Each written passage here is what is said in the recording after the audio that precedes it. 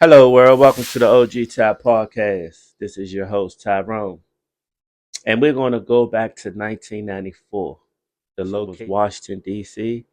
I remember this was a winter day back in 94, like around November.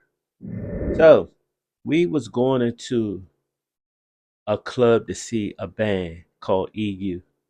If you don't know about EU, that's a go-go band in Washington, D.C. that all Washington people do. We listen to go-go music, Backyard, Red Essence, EU, Junkyard, and the list goes. So back in 1994, I was introduced to a guy from one of my older friends. And the older friend was a working class dude. And he knew I was out partying, going to clubs, shopping. So he put this young guy into my hands and say, hey, can you show him the ropes of the neighborhood? I said, sure, no problem. So one day, me and this young guy, we go to the club off Kenilworth Avenue. It was called the Pepsi Club.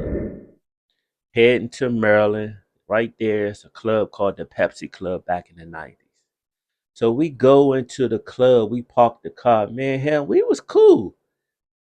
You know what I'm saying? We used to drink, you know what I'm saying? And just have fun and joke on each other. He was a cool dude. So we go into this club, and then as soon as we walk in, we went straight to the bar. As we went to the bar, I sensed some fear in the guy that I was with. So I turned to him. I said, bro, you good? He's shaking. You could see his bottom lip shaking, his hands shaking. I said, bro, what's going on? Remember, I only knew him for about a week. We had went to the club just to get out the neighborhood to have a little fun. So we on a whole different side of town. So as we at this club, he's looking at these group of guys, and these group of guys was about six of them, and they were pointing at him. He's shaking. I'm beside him, like, bro, what's going on? So he said, you see them dudes over there? I said, yeah. He said that I was accused of doing some harm to one of those guys' family members. So I'm like, what? What are you talking about? He said basically the guy got killed and they trying to say I was part of that situation and I did it. So I look back at those six dudes and I'm saying, what the heck? Because they pointing and you can see they getting real mad.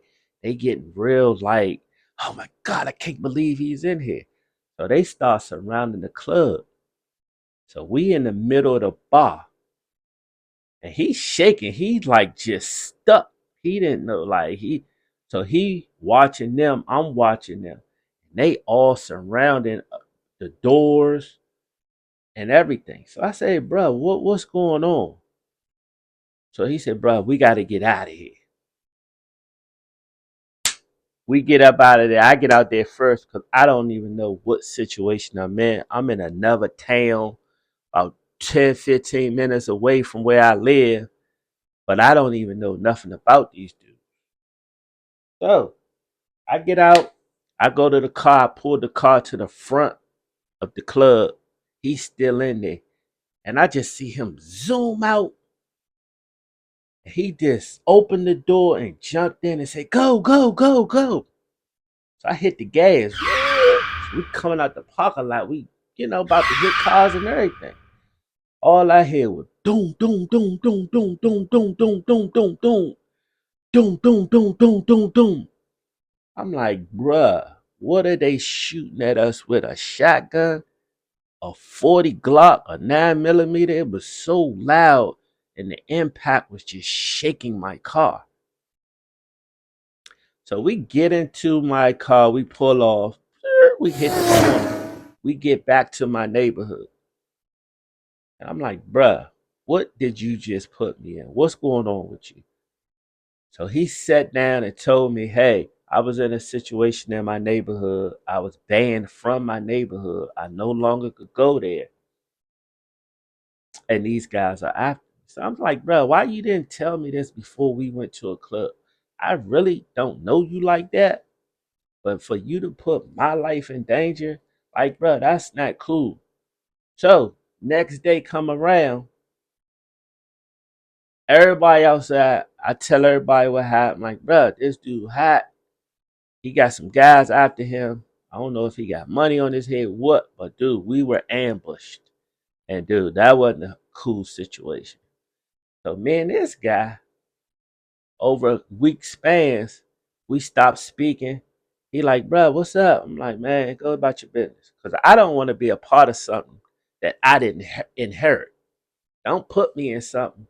If you're not my sandbox homie, don't put me in nothing I don't know nothing about.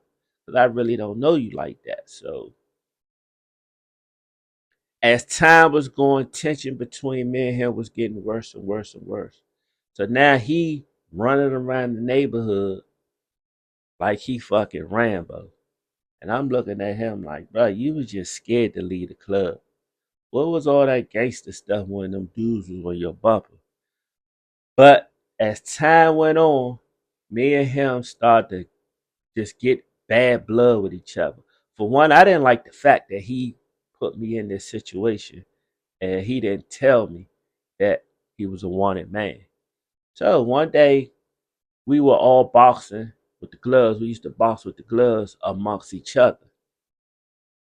And I wanted to box him. And I don't box, nigga. I don't do no boxing. So now he the big bad wolf. Remember, he just came in our neighborhood. So now he the big bad wolf. So we used to box each other. I said, bro, put the gloves on with me. He ain't want to put the gloves on with me. So come to find out, somebody said he purchased a gun from a crackhead dude. Ty, you better watch out. So one day he comes out the building, comes down the steps. He said, yeah, man, what's up between me and you, man? What's up? And he like pulled the gun out. And I looked at him like, bro, what's all that? Man, I put you down right now, Slim. Man, you don't know me like that. It's like he went from day to night. I don't know if he was on that Molly, that perk back then, or dippers, but he went from day to night within a week span. So now he the big bad wolf. He pulls the gun out.